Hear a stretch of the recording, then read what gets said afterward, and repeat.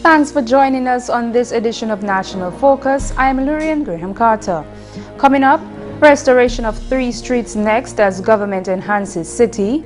Prime Minister outlines plans for Bagatelle, and Justice Minister believes that death penalty should be reintroduced. Stay with us for the details of these and other stories after this. Child abuse is unacceptable. Child abuse is not cultural, it is criminal. And one child abuse is one too many. For more information on child abuse or to report suspected cases on child abuse, contact the Social Welfare Division on 33 Great Marlborough Street or call 266-3020 or 266-3080. Thank you for staying with us. Restoration of 3 main streets is next on the cards as government works to modernize the capital city. On Tuesday, members of cabinet led by the Honorable Prime Minister Dr. Roosevelt Skerrit visited the reconstruction site of the West Bridge, which is phase 1 of the Roseau Enhancement Project. The Honorable Prime Minister, who is pleased with the ongoing work, looks forward to the next phase of modernizing the city. The next phase of the Roseau Enhancement Project will be to reconstruct and enhance 3 streets in the Roseau. King George V Street from the Bayfront all the way up, and Great George Street, that is the street taking you out of town, and Independence Avenue. So we are doing necessary details. I'm hoping that very soon we can go to tender and sign a contract to commence it. And we'll take it phase by phases. As you know, we were impacted by Erica. We had to push back on some realities. We are making headway with Erica, and we're now in a position to return to some of our original ideas and concepts for the development of our country.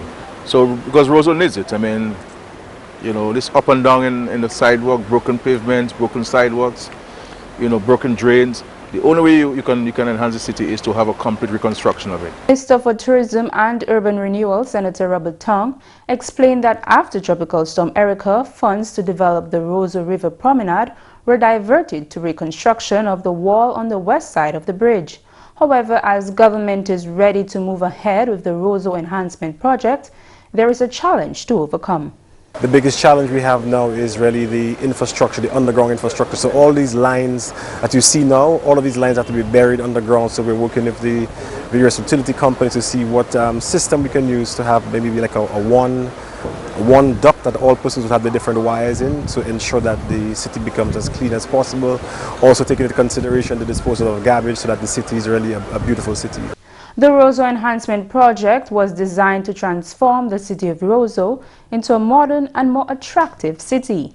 It will include the restoration of roads and bridges, the building of sidewalks, and the enhancement of the lighting in the city. The Honorable Prime Minister Dr. Roosevelt Skerrit has outlined the government's plans for the community of Bagatelle for 2017.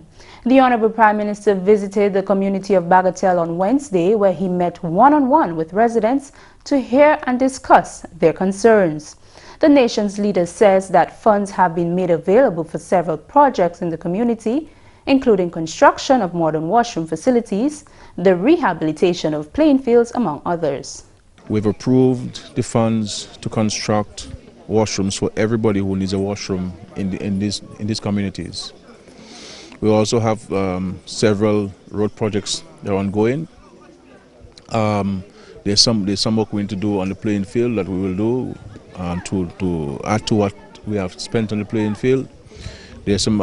We will also commence again and extend the road improvement network inside the villages, inside the communities. So every single road in Bagatelle and Fosteja and Fab and Point Carib will be reconstructed completely, and the funds will be made available. Honorable Skerrit has also revealed that financial assistance will be given to small businesses in the community. The number of people who have great ideas, some cottage industries, and they need the extra little push, and the government will come in to assist them to take their businesses to the level that we would like to get it and allow it to be more profitable. Meanwhile, Honorable Parliamentary Representative for the Pitit-Savan constituency, Dr. Kenneth Daru, says work is progressing smoothly on the resettlement of the Pitit-Savan community. The Pitit-Savan resettlement community will be located on 49.6 acres of land on Alfred Estate at Belvis-Chopin. The Pitit-Savan resettlement, the project is moving along nicely. We know that there's a first phase, so to speak, of the project, because we're talking about two parallel projects. We have the 44 petrol casters being built to deal with the, of course, most urgent needs, not limited to the Pitit-Savan of the constituency, because one would recall that we'd also have had a number of community members in the other villages apart from Pitit-Savan who would have lost their homes, for Saint-Jean, Fab, etc. So the first 44 petrol casters are being done to take care of these acute needs. And of course, the Montreal company project is going along nicely. Subcontracts have been signed and agreed on to do the roads, water, etc. Lands are being cleared as we speak. And as I said, we would have gotten a commitment from the contractor that within a year so that we would have that this project will be completed. In more news, the Honorable Minister for Justice, Rayburn Blackmore, believes that the death penalty should be reintroduced in Dominica's legal system. Honorable Blackmore was speaking at a press conference at the Ministry of Finance conference room last week. He says the number of crimes reported in Dominica is a cause for concern. The whole question of the death penalty is not something we should rule out. And I think, going forward, we have to ensure that the law in itself has sanction. And of course, when the law has sanction, when persons who are found guilty get sentences that actually suit the actual crime. The Honorable Justice Minister expressed sympathy to the families of the two individuals who lost their lives earlier this year. I want to just say at this point and to express my sympathy to the family and loved ones of course, we have had for the year two unfortunate incidents where persons have lost their lives. And there was the latest incident in Nubia. When one sees the brutality in that act, it's cause for concern for us going forward. We have to get to a point where we have to become much more kinder, and gentler as a small nation. And we have to actually start looking at the whole issue. That's for the court to decide the issue of sentencing. And I'm one who believes that that the sentence must suit the crime. And I also is a strong believer that once somebody deliberately takes somebody's life, it's premeditated, that person has forfeited his or her right to live, and is left to the state once the due process has been followed to decide what happens to that person. Also, this News Time 2017 is being recognized as the Year of the Rooster according to the Chinese calendar. On Wednesday evening, the President, His Excellency Charles Savre and Mrs. Savre, Honorable Prime Minister Dr. Roosevelt Skerrit and members of Parliament joined the People's Republic of China's Ambassador to Dominica, His Excellency Lu Kun, and other Chinese delegates to celebrate the beginning of the new Chinese Year and the Chinese Spring Festival. Honorable Skerrit expressed Dominica's gratitude for 13 years of friendship with the People's Republic of China. The establishment of diplomatic relations in 2004 between the Commonwealth of Dominica and the People's Republic of China has brought our two countries much closer together. The warmth and genuine friendship that exists between Dominica and China, which has been nurtured by your predecessors, will most certainly continue to develop during your time with us. We have observed and grown to admire the tremendous strides your country has made as a developing nation in almost all spheres of social, geopolitical, economic, and technological activity. Today, in Dominica, scores of our citizens, both in the private and public sector, have benefited from short-term trading opportunities offered by your government in a variety of areas. In the last 12 years alone, over 1,000 Dominicans have traveled to China to pursue training in a variety of disciplines. His Excellency Lu Kun also expressed his gratitude for the friendship between Dominica and the People's Republic of China. The development of our relations has been remarkable and inspiring, especially under the personal efforts and the great contribution made by Prime Minister Scarlett, President Savling, and other government officials. There is a Chinese saying, "A bosom friend afar brings the distance near." My experience and feeling in the past 2.5 months told me the strength of real friendship. You are watching National Focus. More when we return. I had a bleeding disorder that I did not know about, and they had to be transfusing me continuously. I got 56 units. Being there at the blood bank, I was like, yo, I'm actually saving someone's life. You never know when you can go. Give blood. I have done it, and believe it or not, it don't hurt. I won't be scared. I'll give. You know you're gonna give blood. I'll make sure she does. Sit down at the blood bank in a comfortable environment for 45 minutes. Helping people. You are stimulating your body to make brand new cells. You get free cookies, you get juice. Glad to know your blood group. Feels good. I felt as a better person. It's a good thing to be alive, and I can thank God that I'm there and I'm enjoying life.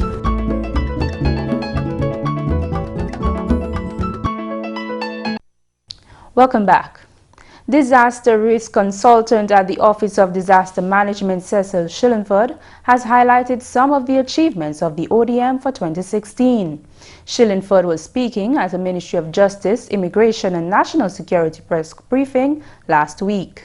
He noted that the ODM received additional staff which enabled smooth operation of the organization. We received mentoring and guidance from yours truly, and I think they're working out quite well, and before too long I would hope that we would see some appointments there.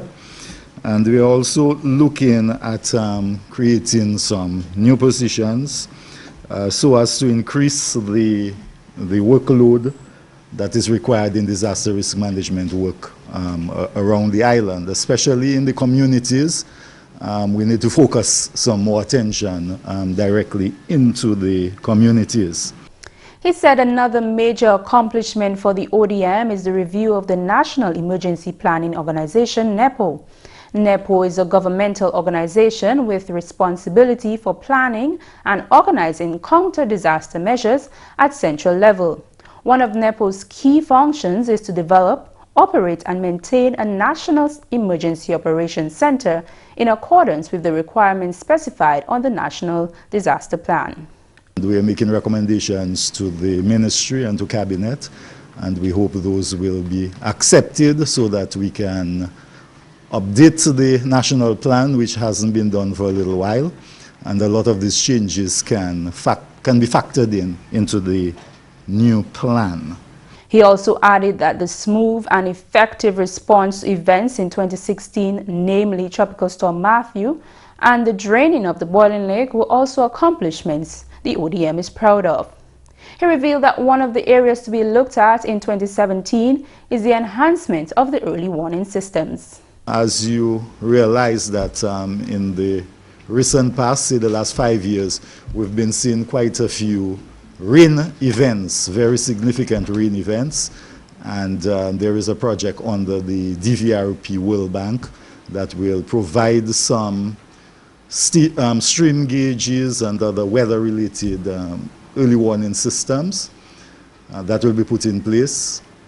A lot of these early warning systems, weather, seismic and others, the way it is right now, they go to the media and then the media informs the general public. We're going to put in place something a little more advanced than that, where once this information reaches the Office of Disaster Management or the Met Office, that we can provide it to the general public almost in real time. 14 inmates of the Dominica State Prison will write the 2017 Caribbean Secondary Education Certificate exams. This was revealed by Acting Superintendent of the prison, Kenrick Jean-Jacques. Jean-Jacques says that as part of the rehabilitation process for inmates, the prison works collaboratively with the Youth Development Division by offering classes in preparation for the exam. We are currently doing literacy classes, We're doing carpentry module in collaboration with the Youth Division. And hopefully, when May comes around, we're going to have 14 inmates writing the CSEC examination. So that is one of our achievements, and we really need to let the public know some of the things that we are doing. Last week, Prime Minister Dr. Roosevelt Skerrit announced that the Dominica State Prison will receive a facelift in 2017. The acting superintendent says that renovation work has been ongoing on the prison with financial assistance from government. Currently, we are doing some work on the administrative building, and very soon we will be installing toilets in our maximum security block, which is something that we think is absolutely necessary. I mean, we need to improve the standard for the inmates. We also want to recognize the intervention of the minister in assisting in securing funds for those projects. We also have the buffer zone, and that is a secondary fence that we want to install around the perimeter in an effort to secure the institution and also to protect us from would-be intruders. The Dominica State Prison has a population of 208, 205 males and 3 females. The Legal Aid Clinic, an arm of the Ministry of Justice, continues to assist hundreds of Dominicans with legal matters. The Legal Aid Clinic was established to provide legal services to low-income residents of Dominica at fees related principally to the ability of the individual to pay. The Legal Aid Clinic has been in operation since April of 2003 with an intake of 329 persons. Officer in charge of the clinic, Kimal Alfred, says over the years this number has increased. In 2007 we had 479 people. In 2008 we had 653 people. Last year, however, we had an intake of 372 people. So it's safe to assume that almost every Dominican may have been at the Legal Aid Clinic for one reason or the other. A range of matters are handled at the Legal Aid Clinic. These include criminal, juvenile, family, housing, land, wills and probate, among others. The majority of concerns, 82 persons presented, 24% of the people taken was for legal advice, just general legal advice. In second place, we saw an increase in the number of people requesting advice on domestic and family-related matters. We had 62 persons who sought assistance in such related matters. That is 16%. It is worthy to note that we saw an increase in the number of people who required statutory declarations, especially following the passage of Tropical Storm Erica.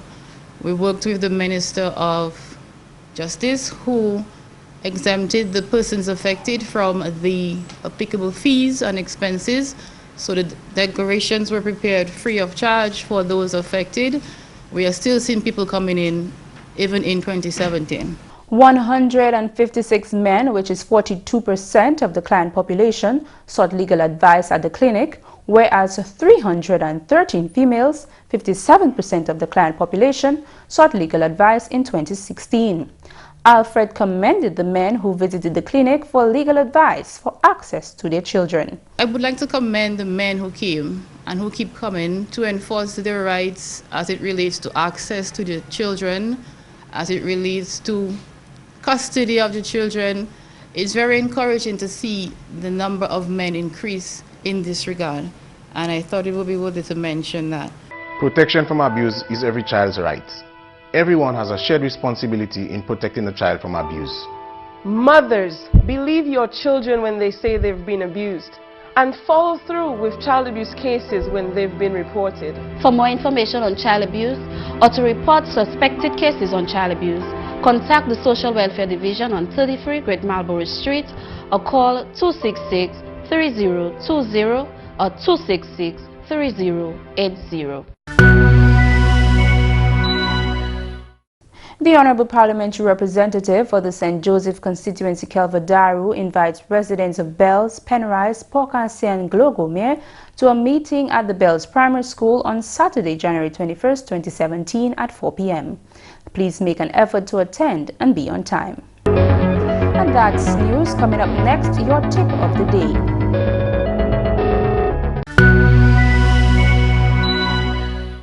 By taking the time to stop and appreciate who you are and what you've achieved and perhaps learned through a few mistakes, stumbles and losses, you actually can enhance everything about you. Self-acknowledgement and appreciation are what give you the insight and awareness to move forward towards higher goals and accomplishments. That's all for this edition of National Focus. We always welcome your suggestions and comments. Drop us an email at gisdominica.gov.dm or visit our website news.gov.dm. Like our Facebook page, facebook.com/GISNewsDominica, and follow our Twitter at GIS Dominica. You can also catch up on past National Focus newscasts on our GIS Dominica YouTube channel. Live streaming is now available 24 hours a day. From all of us here on the GIS News production team, I'm Lourianne Graham-Carter. Thanks for watching and join us again next time on National Focus.